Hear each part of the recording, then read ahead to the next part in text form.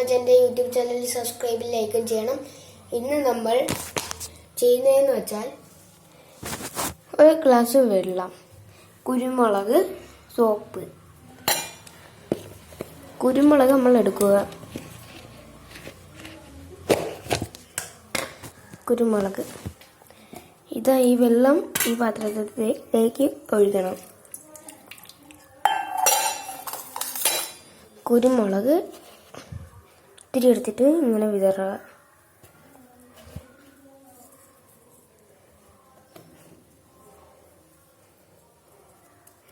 ഇനി നമ്മൾ സോപ്പ്, അത് നമ്മൾ കൈ ഡേർട്ടിയല്ലേ, അതൊത്തിരി പുരട്ടിയിട്ട് ഇതാ ഇതിൽ വെച്ചപ്പോൾ കണ്ടോ അത് നീങ്ങി പോണം